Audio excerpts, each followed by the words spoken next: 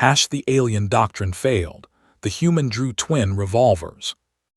The station called Ordali's 9 was older than most civilizations that visited it. A massive ring of metal and light spinning around a dead star at the edge of known space. And on this particular day, it was full of aliens who believed they owned the galaxy. They were not entirely wrong. The Vethari conquered had ruled the known stars for over 10,000 years, not through war and not through kindness, but through something far more effective, a philosophy they called the doctrine of harmonized compliance, and the idea behind it was simple enough that even the youngest species could understand it. Submit or be corrected. Over 300 species had bent the knee to the conquered across the millennia, and every single one of them had done so because the Vethari made it sound like mercy, like a parent taking a dangerous object from a child and saying, "This is for your own good," and the child would cry for a while, but eventually forget what it had lost. That was the way the galaxy worked, and everyone accepted it. Everyone except the humans. Humanity had only been flying between stars for about 80 years, and in that time, they had managed to colonize 14 worlds spread across a modest little cluster of space that the Vethari cartographers had labeled Sector 77 Red, though the humans just called it the frontier, and the people who lived there were exactly the kind of people you would expect to find on the edge of nowhere. Miners, ranchers, engineers, gamblers, and a whole lot of folks who had left Earth because Earth had too many rules. They were not impressive by galactic standards, and their technology was crude, and their ships were loud and ugly, and they smelled strange to most alien species, and they had a terrible habit of solving problems with violence first and diplomacy second. The Vethari had been watching them for decades and had decided it was time. That was why the summit had been called. And that was why every species with a seat on the conquered had gathered in the grand chamber of Ordali's 9, a vast circular room with walls made of living crystal that shifted color with the mood of the crowd. And right now the crystals were a calm, satisfied blue, because everyone in the room already knew how this was going to end. Everyone except the human. His name was Idris Kane, and he was not what anyone expected. The Earth Council had sent diplomats before, polished men and women in clean suits who spoke carefully and smiled too much and promised cooperation while quietly trying to buy time. But the outer colonies had refused to recognize any of them, and you could not negotiate on behalf of humanity if half of humanity thought you were a fraud. So the Council had done something desperate and asked the colonies who they would actually listen to. And the colonies had all pointed to the same man, a tall, weathered figure with sun-darkened skin and deep lines around his eyes, who had spent the last 20 years keeping order on the roughest worlds in the frontier. He was not a politician, and he was not a general, and he was certainly not a diplomat, but he was the kind of man who could walk into a room full of armed strangers and make every single one of them reconsider their choices without saying a word. He arrived at the grand chamber wearing a long dark coat that reached his knees and boots that had seen more dust than most alien species had seen in their entire evolutionary history, and beneath the coat, visible to anyone who looked, he carried 2 weapons in cross-draw holsters at his hips. They were plasma revolvers, custom-built on New Abilene, and they were not ceremonial. The alien delegates stared at him as he walked to the human delegation's platform, which was the smallest one in the room, and positioned at the very bottom of the tiered chamber so that he had to look up at everyone else, and he did not seem to mind this at all. He simply sat down and waited. The Vethari High Docent entered last because that was tradition, and when Selivarinith appeared, every crystal in the chamber turned white with reverence. The docent was enormous, nearly 3 meters tall, and its body was made of living crystal that was both beautiful and terrifying, a towering figure of translucent angles and light that moved with the slow, deliberate grace of something that had never once in its very long life been in a hurry. Selivarinith had personally overseen the harmonization of over 300 species, and each one was recorded as a node of light inside its crystalline chest. And those lights pulsed gently as the docent took its place at the apex of the chamber and looked down at the gathered representatives of the galaxy. Its gaze found Kane last and lingered. The docent spoke in a voice that resonated through the crystal walls, so that every being in the chamber felt it in their bones. The species designated human has been observed for a period of 87 standard years and has been found to be in violation of 14 articles of harmonized compliance, including but not limited to the unrestricted development of weapons technology, the refusal to submit neural architecture for auditing, and the persistent and irrational insistence on individual autonomy over collective stability. Kane sat still and listened. The conquered has shown patience, as it always does, because we understand that young species are often frightened by what they do not understand, and fear makes beings cling to illusions of independence, but the time for patience has ended. The crystals in the walls shifted to a stern amber. Humanity is hereby given 40 standard days to begin the process of full compliance, and this process will include the complete disarmament of all military and paramilitary forces, the submission of all neural architecture data for species-wide auditing, the restructuring of cultural institutions to align with conquered values, and the surrender of administrative control over all frontier colony worlds to conquered governance. Selivarinith paused and let the weight of the words settle over the chamber like a stone dropping into still water. This is not a negotiation, and it is not a request, and it is not an invitation. It is a correction offered in mercy, because the alternative is something no species has ever chosen to endure. 300 alien delegates sat in comfortable silence because they had all heard this speech before, some of them as the ones delivering it and some of them as the ones receiving it, and in every case the result had been the same. Submission. The chamber waited for the human to bow his head. Kane did not bow his head.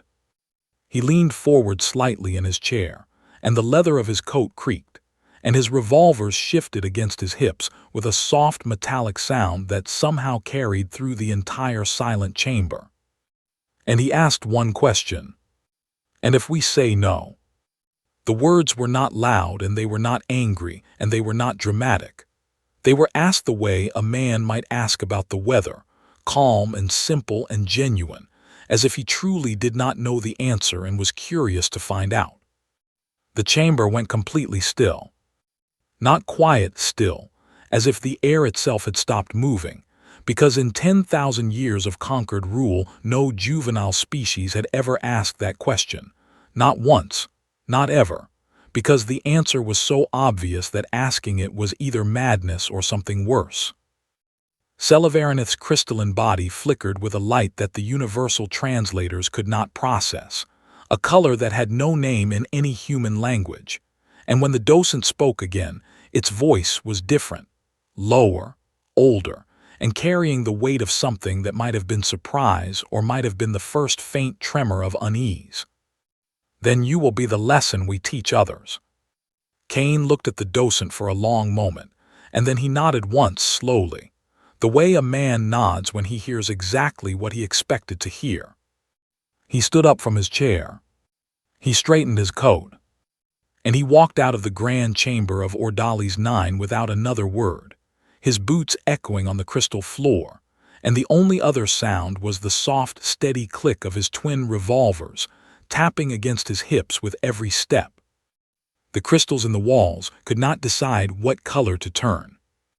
Behind him, 300 species watched him go, and not one of them said a word, and somewhere in the back of the chamber, an ancient Drush elder with faded gray skin and tired eyes watched the human leave, and felt something stir in his chest that he had not felt in over 200 years. He did not yet have a name for it, but he would remember it later as hope. The alien doctrine failed. The human drew twin revolvers. The message reached Earth in 6 hours, and the outer colonies in 8. And by the 10th hour, every single human being with access to a screen had watched the unedited recording of what happened in the Grand Chamber of Ordali's 9. The Earth Council had considered editing it, maybe softening the docent's words or cutting out the part where Kane asked his question, because they were afraid it would cause panic. But Kane had sent the recording directly to every colony news network before the council could even schedule a meeting about it. And by the time the politicians started arguing about messaging strategy, the whole species had already seen everything. The reaction was not panic. It was rage. On the mining world of Kareth 3, the day shift walked off the line and straight into the militia recruitment office, and the night shift followed them 4 hours later. And by morning the mines were empty and the armories were full. On New Abilene, the ranchers pulled their old weapons out of storage and started cleaning them. And the gunsmiths who had been making hunting rifles for 20 years quietly switched their machines over to military-grade production without anyone having to ask. On Earth itself, something happened that had not happened in living memory. The political factions stopped fighting each other, and the Pacific Bloc and the Atlantic Federation and the Southern Compact all released a joint statement within the same hour, and it said only 5 words: "We stand with the frontier." Humanity had spent 80 years arguing with itself about everything, territory and trade and taxes, and who owed whom what. And in the space of a single day, all of that vanished like smoke, because it turned out that humans could forgive each other for almost anything, except the one unforgivable sin of letting someone else tell them what to do. The Vethari did not notice this because they were not paying attention, because in their experience, the announcement of harmonization was always followed by a period of confused grief and then quiet acceptance, and they had no reason to believe this time would be different. They were wrong about that. Back on Ordali's 9, Kane was doing something he had not planned on doing, which was staying alive long enough to be useful, because the station was technically neutral ground, and the Vethari could not openly kill a diplomatic representative without breaking their own rules. But there were plenty of ways to make someone disappear on a station that Big and Kane knew it. He slept in different places every night, and he kept his revolvers loaded, and he watched the corridors with the careful, steady attention of a man who had spent 2 decades dealing with people who wanted to shoot him.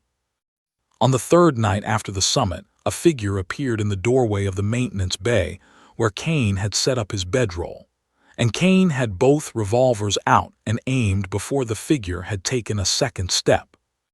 "Please do not shoot me," the figure said in a voice that sounded like dry leaves scraping over stone. It was the Drush elder from the Grand Chamber, the one with the faded gray skin and the tired eyes, and his name was Kalmahet, and he was very old and very frightened, and he had come to tell Kane something that no harmonized species was supposed to know. "There is a weapon," Kalmahet said, settling his frail body onto a cargo crate with the slow, careful movements of someone whose bones ached with age and memory. "And it is the real reason every species submits to the conquered, not the fleets and not the politics and not the philosophy, a weapon they call the quieting." Kane holstered his revolvers and listened. Kalmahet explained that the quieting was a signal, a targeted neurological broadcast that the Vethari had developed thousands of years ago, and when it was aimed at a species, it reached into the deep structures of the brain and simply turned down the volume on everything that made a person want to fight, and it dampened aggression and willpower and stubbornness, and that fire in the belly that makes a living being stand up and say no. Every species that tried to resist the conquered with weapons discovered that their soldiers simply stopped wanting to fight, Kalmahet said, and his voice carried the weight of personal experience. They would pick up their guns and then put them down again, and they would not remember why they had been angry. And within a generation, the entire species would forget that they had ever been anything other than compliant. "Is that what happened to your people?" Kane asked. Kalmahet was silent for a long time, and then he said, "My people were warriors once, and we had a word for the fire that lives in the chest. The thing that makes you stand when everything tells you to kneel. And that word was Droosh, and it is where our name comes from. And after the quieting, we forgot the word, and we forgot the fire, and we became what you see now, old and tired and afraid of our own shadows. Kane sent the information to Earth that same night through a channel so encrypted that it would take the Vethari code breakers 100 years to open it.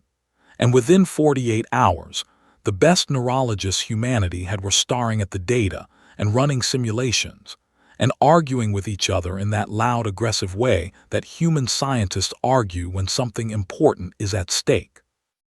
What they found changed everything. The quieting was designed to work on neural architectures that followed certain common patterns, patterns shared by almost every intelligent species in the galaxy, because evolution tends to converge on similar solutions, and the Vethari had mapped those patterns over thousands of years and built their weapon to exploit them perfectly. But human brains were different. Not better and not more advanced and not special in any grand cosmic sense.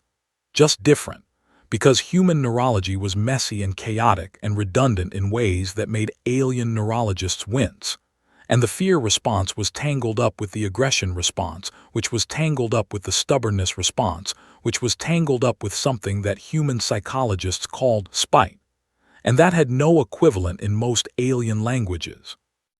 The quieting would hit a human brain and try to turn down the aggression, and the brain would reroute through fear, which would trigger adrenaline, which would loop back into aggression through a completely different pathway. And the signal would chase itself in circles, while the human stood there bleeding from the nose and vomiting and furious.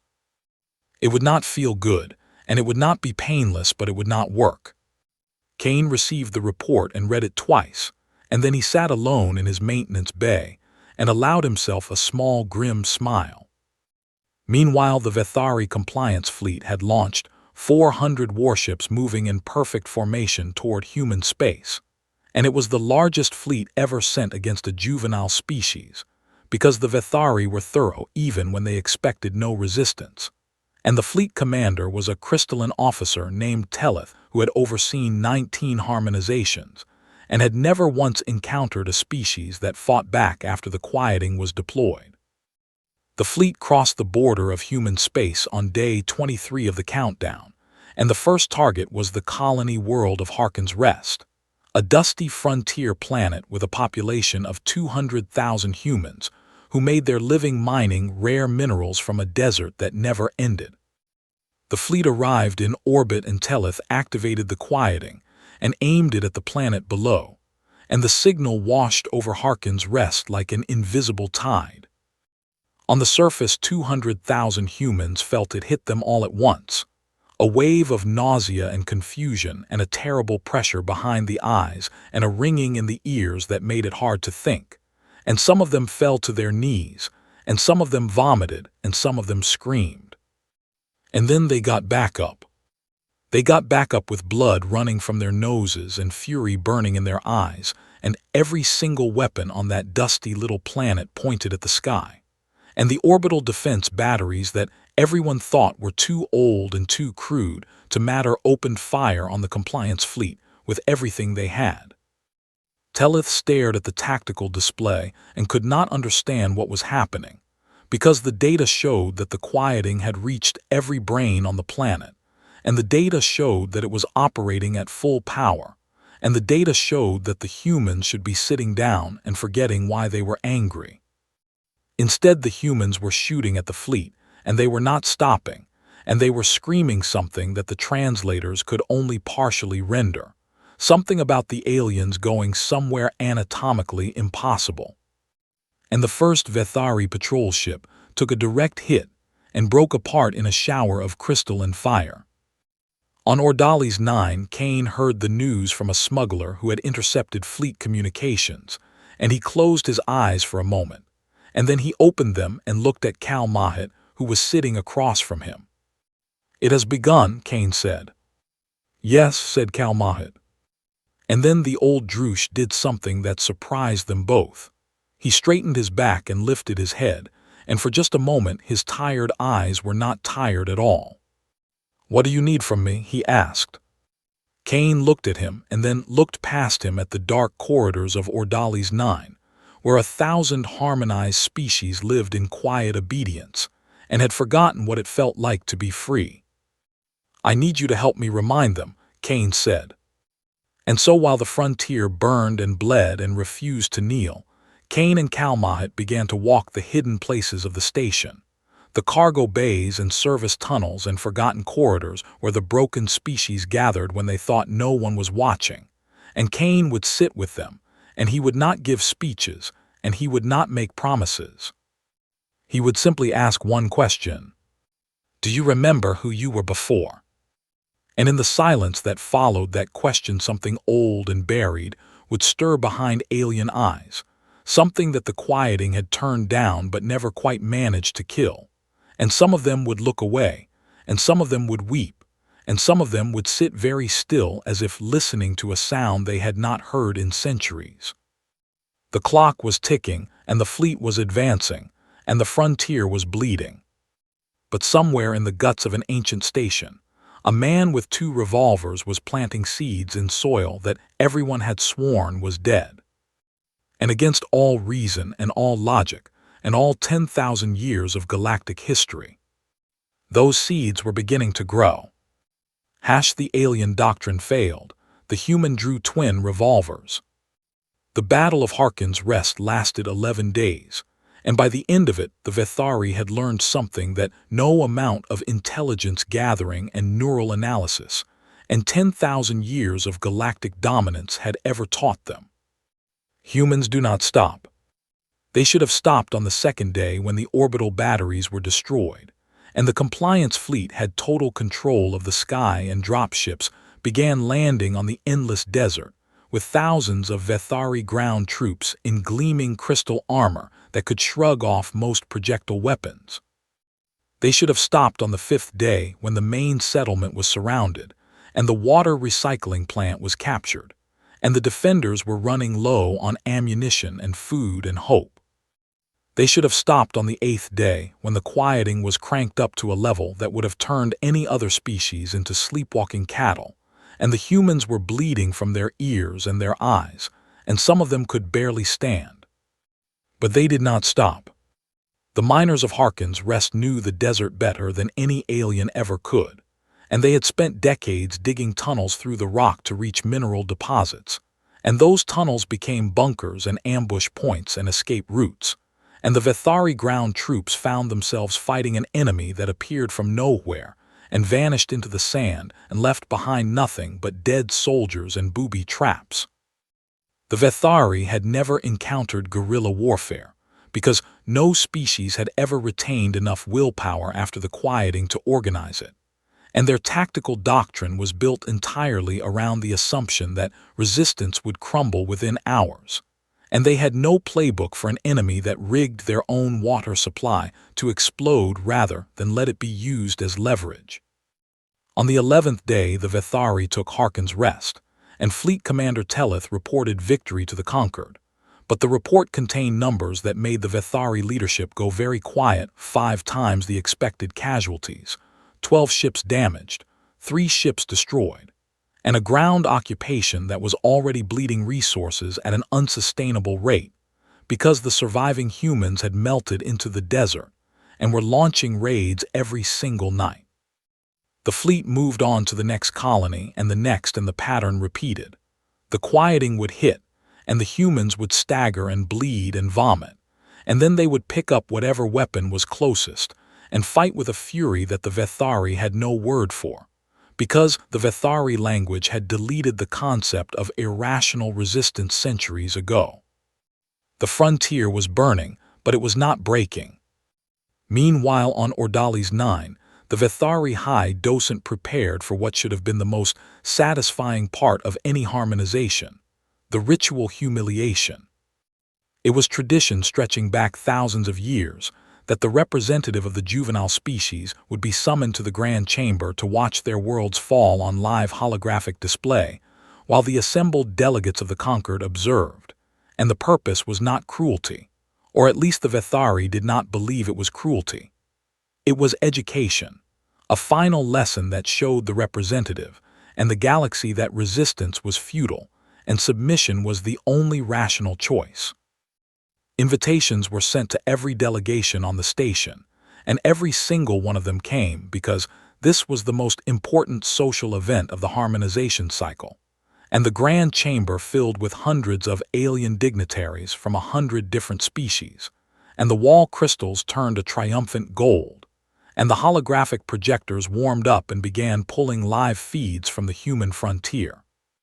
Kane received his summons in the maintenance bay where he had been sleeping, and he read it, and set it down, and spent a long time looking at his revolvers. Cal Mahat was with him, and the old Droosh saw something change in the human's face, something that went beyond anger and beyond determination into a place that was cold and quiet and absolutely certain. "What are you going to do?" Cal Mahat asked. "Something that cannot be undone," Kane said. He put on his coat and checked both revolvers and walked to the grand chamber. The room was full when he arrived, and every eye and sensor and optical organ turned to watch him walk to the human platform at the bottom of the tiered chamber, and he could feel the weight of their attention like a physical force pressing down on him, and he stood there and looked up at the assembled masters of the galaxy.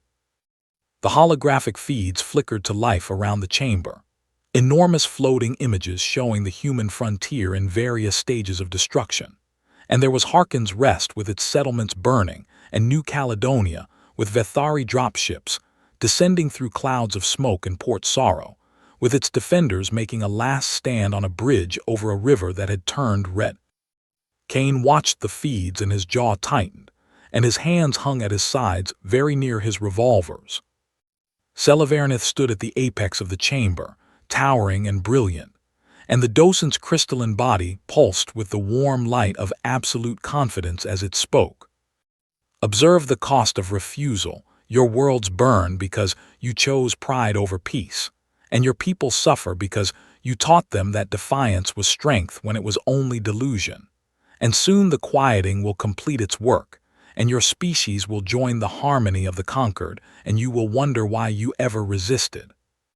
The feeds shifted, and a new image filled the center of the chamber, a scene from the colony of Brennan's Reach where the fighting was still active, and in the image, a human woman was walking through a burning street with a child held against her chest with one arm and a rifle gripped in her other hand, and her face was streaked with blood and ash and tears, and she was looking up at the sky and screaming something that the audio feed could not quite capture, but that every human watching would have understood in their bones.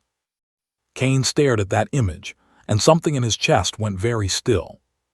The docent continued speaking about mercy and compliance, and the inevitable march of order over chaos, and the assembled delegates nodded along because they had heard this speech many times, and it always ended the same way. But Kane was no longer listening. He was looking at the woman on the screen, and he was looking at the sacred seal of the doctrine that floated above the center of the chamber, an ancient holographic symbol that had hung there for 10,000 years, a complex geometric pattern of light that represented the conquered's authority over every harmonized species in the galaxy. And it was the most sacred object in the known universe to 300 civilizations. Kane looked at the seal. He looked at the woman.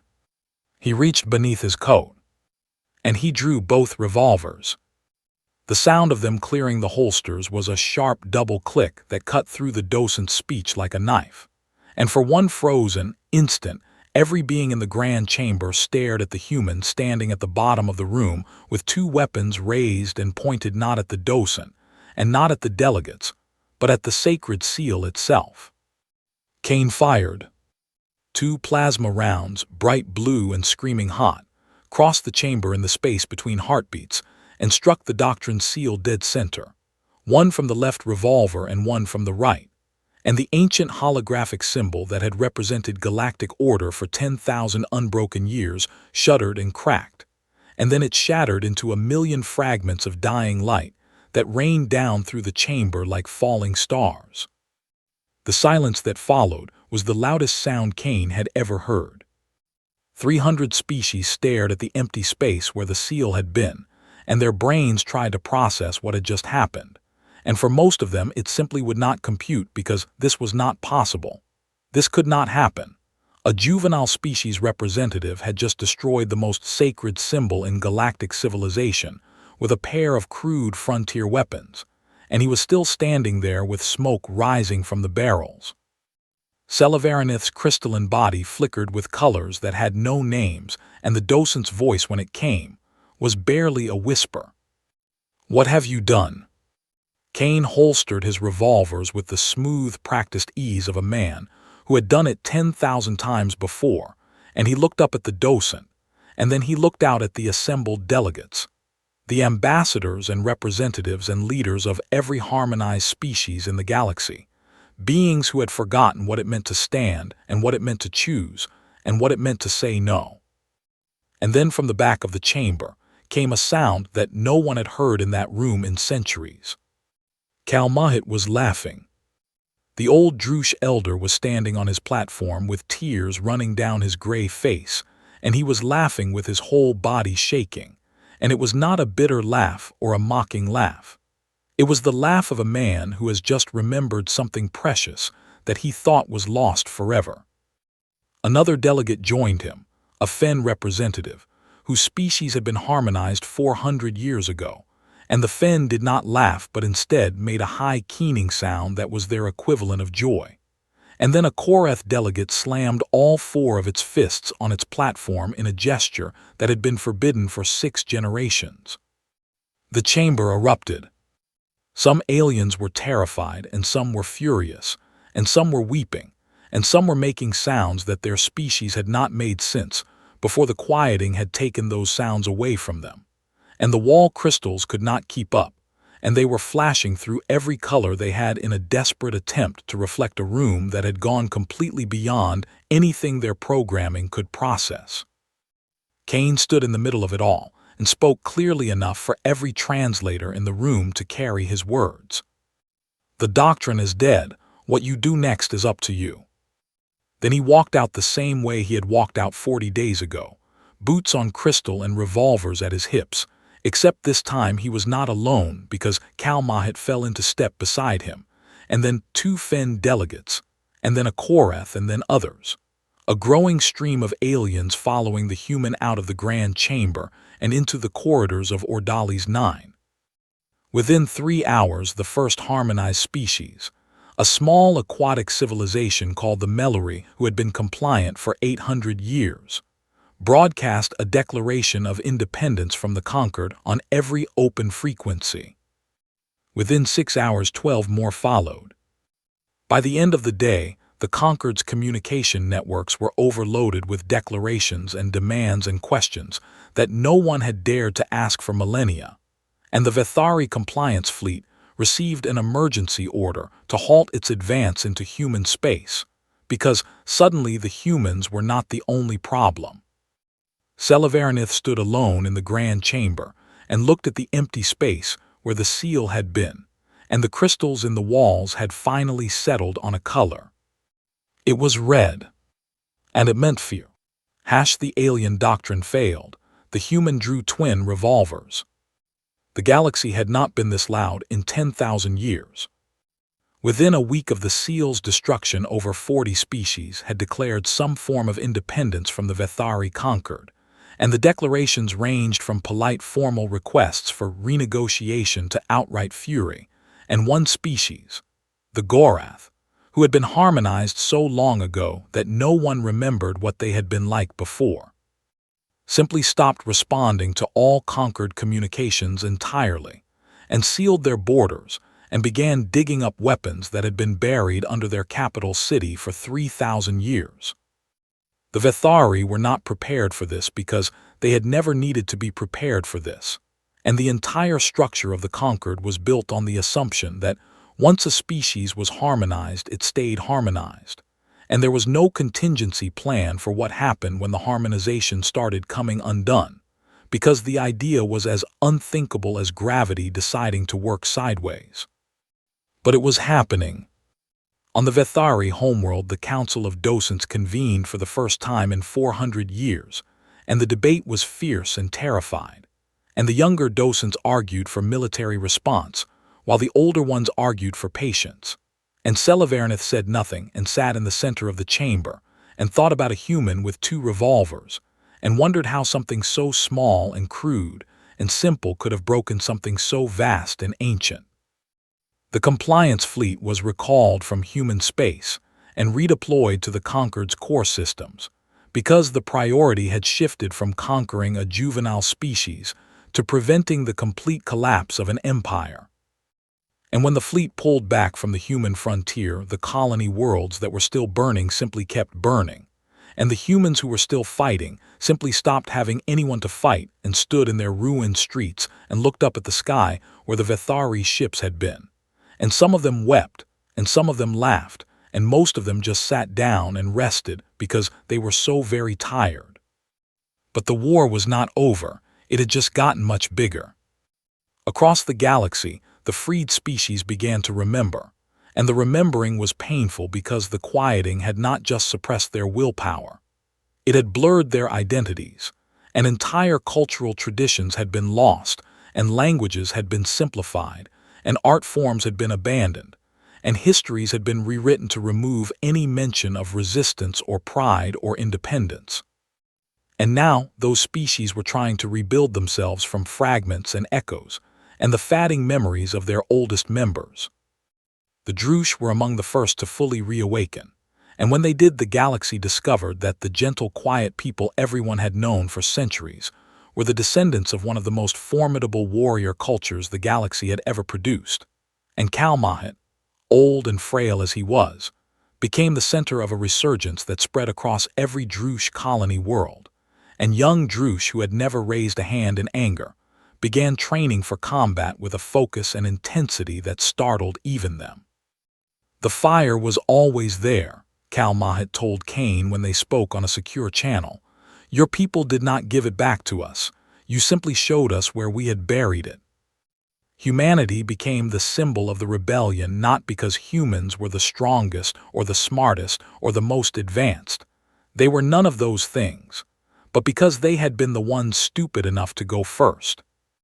And in a galaxy full of species that had been taught for millennia that resistance was impossible, the simple act of standing up and refusing to kneel had broken something fundamental in the logic of submission. Human tactical advisors were requested by dozens of species, and this created a problem because humanity did not have a vast military academy full of trained officers. What they had were frontier marshals and mining foremen and bar owners, and a retired schoolteacher from New Abilene named Martha Cobb, who had apparently been a legendary guerrilla fighter in the colony disputes of 30 years ago, and who arrived at the Drush War Council carrying a thermos of coffee and a notebook full of ambush patterns that made the Drush War masters stare at her with something approaching religious awe.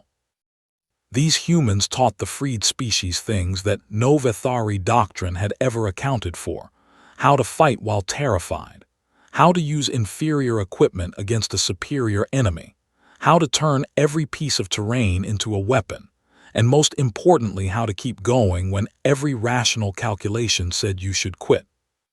The secret, Martha Cobb told a room full of alien officers, is that there is no secret. You just decide that you are not going to stop, and then you do not stop, and you keep not stopping until either you win or you die. And the enemy cannot plan for that because it does not make sense, and war is not supposed to be about things that do not make sense, but it is, and it always has been. The aliens stared at her, and one of them asked if this was an actual military strategy, and Martha took a sip of her coffee and said, "It is the only one that has never failed." On Ordali's 9, Kane had become the most wanted man in the galaxy, and the Vethari had placed a bounty on him that was large enough to buy a small planet. But killing him had become complicated because he was now protected by a network of alien sympathizers who moved him through the station's maintenance tunnels and hidden compartments with the efficiency of an underground railroad that had been waiting centuries for a reason to exist. The alien media networks, freed from conquered censorship for the first time in living memory, broadcast his image constantly, and the name they gave him crossed language barriers and species boundaries, and became a phrase that meant something larger than the man himself. They called him the man who shot the seal. Cain did not enjoy the attention, and he did not want to be a symbol, but he understood that symbols were necessary, and he allowed his image to be used while he focused on the work that actually mattered, which was coordinating between the freed species and building something that could survive the Vethari counterattack that he knew was coming. Because it was coming. In the deep core of Ordali's Nine, in chambers that had been sealed since before most current species had evolved intelligence, Selivarinith stood alone and made a decision that would define the end of everything the docent had spent 10,000 years building. The doctrine had been more than policy to the Vethari. It had been faith, a belief system built on the foundational certainty that the galaxy left to its own devices would tear itself apart, and that the only path to survival was the imposition of order from above. And this was not an idea the Vethari had invented from nothing because they had lived it. Long before the Conquered existed, the Vethari had been a young species in a chaotic galaxy, and they had nearly been destroyed, not once but 3 times, by wars and plagues and cosmic disasters that killed billions and shattered their civilization. And the trauma of those near extinctions had embedded itself so deeply into Vethari culture that it became indistinguishable from instinct. The doctrine was born from terror, and the quieting was born from the desperate need to make sure that nothing in the galaxy would ever be chaotic enough or angry enough or free enough to threaten the Vethari again. And Selivarinith had believed in this with every crystal in its body for its entire long life. And now it was all falling apart. The docent looked at the galaxy and saw the chaos returning, species arming themselves and old rivalries resurfacing, and the careful, ordered structure of the Conquered crumbling. And the terror that lived at the heart of every Vethari woke up and screamed. If the doctrine could not bring order through compliance, then it would bring order through silence. Selivarinith activated a system that had been built into Ordali's Nine at the station's construction 10,000 years ago and had never been used because it was never supposed to be needed, a weapon called the Final Quieting. It was not a suppression signal. It was an extinction signal, a broadcast powerful enough to reach across an entire galactic sector and permanently destroy consciousness in every neural system it touched, not dampening thought but erasing it, leaving behind billions of bodies with beating hearts and empty minds. The weapon would take 6 hours to charge, and when it fired, every thinking being in the galactic arm would simply stop. The docent stood before the charging weapon and watched the power build and felt nothing but calm because this was mercy. This was the ultimate peace. This was the final harmony. No more chaos. No more pain. No more noise. Just quiet. Forever. The first person to detect the energy buildup was a Korath engineer on the station's outer ring who did not know what she was looking at but knew it was wrong. And she sent a message to the network that Cain had built, and the message passed through 6 hands before it reached Kalmahet, and Kalmahet decoded the energy signature and felt every drop of blood in his ancient body go cold. He found Cain in a service tunnel, and the old Drush was shaking when he spoke. The docent has activated the final quieting. It will fire in 6 hours, and when it does, every mind in this arm of the galaxy will die. Cain looked at him, and then he looked at his revolvers, and then he looked at the dark tunnel stretching ahead of them, toward the core of the station. "How do we get there?" he asked. Through the most heavily defended section of the station, past Vethari guards and automated defenses, and sealed blast doors that were designed to withstand a fleet bombardment. "How many people do we have?" 17. 12 aliens and 5 humans who were stranded on the station when the fleet recalled. Cain was quiet for a moment, and then he checked both revolvers and counted his remaining charge packs, and the math was not good, but math had never been what kept humans alive. "17 is enough," he said. It was not enough, and they both knew it. But they went anyway. The alien doctrine failed. The human drew twin revolvers. They moved through the station like a heartbeat. 17 beings pressed against cold metal walls in corridors that had not seen living feet in centuries. And the air was stale, and the lights were dim, and every shadow could have been a Vethari guard or an automated turret or the last thing any of them would ever see. Kane took point because that was where he belonged, and his revolvers were out, and his coat brushed the walls on either side as they descended deeper into the guts of Ordali's 9, past the inhabited rings, and past the commercial sectors, and past the diplomatic quarters, and into the ancient infrastructure that the Vethari had built 10,000 years ago, when they first decided that the galaxy needed to be tamed.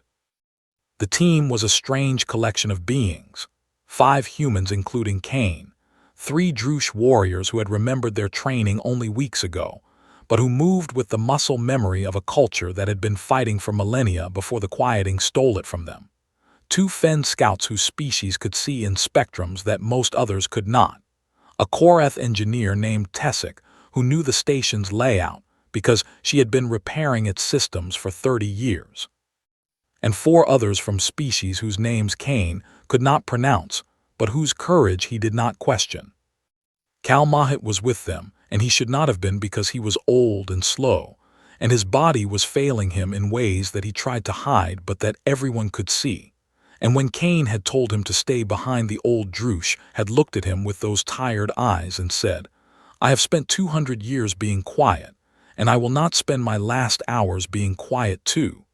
And that had been the end of that argument. They hit the first checkpoint 4 levels down. 2 Vethari guards in crystal armor stood before a sealed door, and they were not expecting trouble because nothing had come through these corridors in generations, and Kane did not hesitate. He came around the corner with both revolvers up and put 2 rounds into the first guard's chest plate before the alien could raise its weapon. And the Drush warriors surged past him and took down the second guard with a speed and violence that made the humans blink. "I thought your people had forgotten how to fight," one of the humans said. "We remember now," the lead Drush said, and there was something in his voice that was older than he was. They moved on, and the station fought them every step.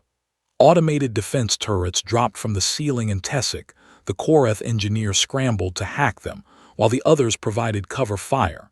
And sealed blast doors blocked their path and had to be cut through with plasma torches, while the clock in everyone's head counted down the hours. And Vethari response teams began converging on their position, because the docent knew they were coming and had no intention of being stopped. The fighting in the corridors was close and brutal, and nothing like the grand space battles that the galaxy imagined when it thought about war. This was boots on metal and bodies around corners, and the smell of burned ozone and crystal shrapnel, and the sound of people shouting warnings in 6 different languages while plasma bolts scorched the walls.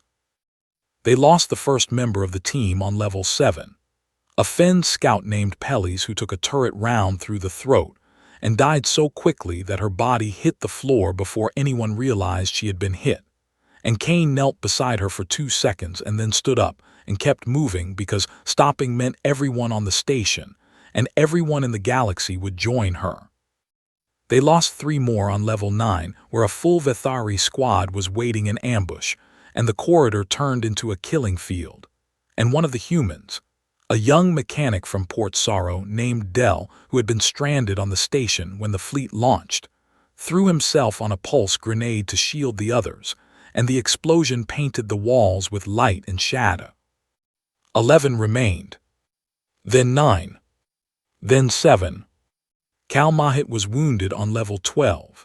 A plasma round caught him in the side, and he stumbled and fell against the wall in dark blood that was almost black spread across his gray skin. And Kane grabbed him and pulled him behind cover, and the old Drush's eyes were glassy but still burning. "Keep going," Cal Mahit said. "You need medical attention," Kane said. "I need you to keep going." They pressed deeper and the resistance grew fiercer and the team grew smaller, and by the time they reached level 15, the last level before the weapon chamber, there were only 4 of them left. Kane, Tessic the Koreth engineer, a young Drush warrior named Sath, and Cal Mahat, who was leaning against the wall and leaving a trail of dark blood behind him, and refusing to acknowledge that he was dying. The door to level 16 was the biggest blast door they had encountered. 3 meters of reinforced alloy designed to withstand a direct hit from a capital ship's main battery. And Tessic looked at it and looked at her tools and shook her head. I cannot hack this. The encryption is 10,000 years old, and it would take me a lifetime to crack it. There is another way, Cal Mahat said, and he pushed himself off the wall and walked to the control panel beside the door and placed his hand on it, and Kane saw that the panel was not mechanical. It was biological, designed to read neural patterns, and the old Drush closed his eyes and reached into the deepest part of his mind and found the thing that the quieting had tried to erase. The fire. The panel lit up and the blast door shuddered and began to open, and Cal Mahat's body shook with the effort and blood poured from his wound and from his nose and from his eyes, and the door ground open inch by inch, and the old Drush held on with everything he had left. Go, he said through gritted teeth. Cal, my people forgot how to die for something, and you reminded us, and this is what I choose. Go now, and do not waste what I am giving you. Kane looked at the old warrior and saw the fire in his eyes, and knew that there was nothing he could say that would matter more than what the Drush was already saying with his body. And so, he nodded once and turned and went through the door with Tessic and Sath behind him. The door sealed behind them, and on the other side Cal Mahat let go and slid to the floor, and the last thing he felt was the fire in his chest, burning brighter than it had in 200 years. On the other side of the door, a corridor stretched toward the weapon chamber, and there were no more guards because the docent had not believed anyone would get this far. And Kane walked the last 100 meters with his revolvers drawn, and his coat heavy on his shoulders and his boots echoing in the silence. He told Tessic and Sath to stay at the corridor entrance and watch his back, and they tried to argue, but he shook his head. This part is mine, he said. He walked into the weapon chamber alone. It was vast, a cathedral of crystal and light buried in the heart of the station, and at its center, the final quieting hummed with a sound that was felt more than heard, a deep thrumming vibration that pressed against the mind like a hand trying to close around a thought, and standing before it with arms spread and crystalline body blazing with power was Selivarinith. The docent turned to face Kane, and the two of them looked at each other across the chamber, the towering ancient being of living crystal and the bleeding, exhausted human with 2 revolvers. You should not be here, the docent said. And yet, Kane said, the weapon will fire in 23 minutes, and there is nothing you can do to stop it. The process is irreversible once initiated. Nothing is irreversible. Selivarinith made a sound that might have been a laugh if Crystal could laugh. You are so young, your entire species is so young that you cannot even comprehend what you are fighting against. And I have lived for 9,000 years, and I have watched galaxies of chaos and suffering, and I built this Concord to end that suffering, and you and your revolvers and your stubborn, stupid refusal to accept the truth. You would tear it all down and let the chaos back in. Yes, Kane said. Why? And the word came from the docent like a crack in glass, like something breaking from the inside out. Why do you choose pain over peace and chaos over order and death over quiet? What is wrong with your species that you would rather burn than be still? Kane lowered his revolvers, not because the fight was over, but because he realized that this moment was not about weapons. Because quiet is not peace, he said, and a cage is not safe. You did not save those species. You buried them alive, and you told yourself it was mercy because the alternative was admitting that you were afraid. Selivarinith's light flickered. You were afraid, Kane continued. Your people almost died, and it broke something inside you, and you spent 10,000 years making sure nothing in the galaxy would ever be free enough or strong enough or angry enough to threaten you again. And you called it harmony, but it was just a prison built by a species that was too scared to live in a universe it could not control. You do not understand what the galaxy was like before the conquered, the docent whispered.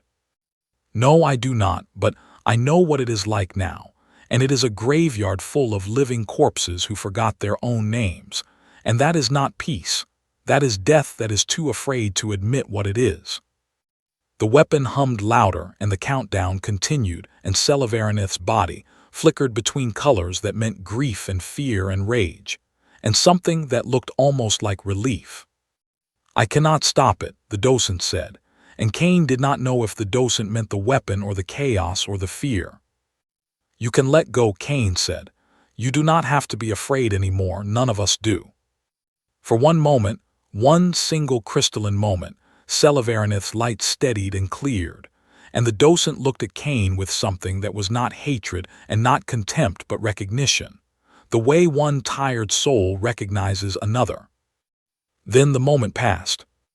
10,000 years of fear and certainty and desperate need for control surged back, and the docent's hand moved toward the weapon's activation interface. Kane drew.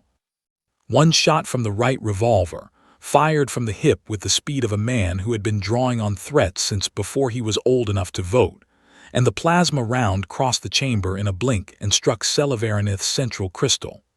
The core, the heart, the place where 9,000 years of memory and belief and fear lived, and it cracked. The docent looked down at the fracture spreading through its chest, and then looked at Kane, and the last expression on its face was not anger. It was gratitude. Selivarinith shattered into 1,000 pieces of crystal that rang like bells as they hit the floor. And the sound echoed through the chamber and through the corridors and through the station, and the final quieting shuddered and whined and powered down as the neural link to its creator severed, and the deep thrumming vibration that had been pressing against every mind on the station faded into nothing. Silence. Real silence, not the enforced quiet of submission, but the natural silence that follows the end of something enormous, the silence of a held breath finally released. Kane stood alone in the weapon chamber with smoke rising from his revolver and crystal fragments scattered around his boots, and he was bleeding and exhausted, and he had never been more tired in his entire life. He holstered his revolvers. He turned around. He walked out. The galaxy after the fall of the conquered was not peaceful, and it was not orderly, and it was not quiet. It was loud and messy and dangerous and full of species that were trying to remember who they had been while simultaneously figuring out who they wanted to become. And there were arguments and border disputes and trade wars, and at least 3 incidents that almost became real wars before cooler heads prevailed.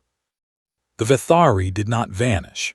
Some retreated to their homeworld in shame and isolation, while others emerged into the galaxy for the first time without the armor of the doctrine, and discovered that they were afraid of everything and that learning not to be afraid was going to take a very long time. The freed species built memorials to the ones they had lost, not just the dead, but the generations who had lived and died under the quieting, without ever knowing what had been taken from them. And the Drush erected a statue of Kalmahet on their homeworld, showing the old warrior with fire in his eyes and his hand on a door. Humanity did not become an empire, and they did not become the rulers of the galaxy, and they did not even become particularly important in the grand scheme of things.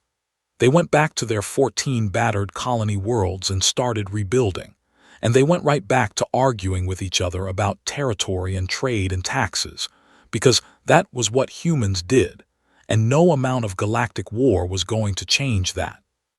Kane went home to New Abilene.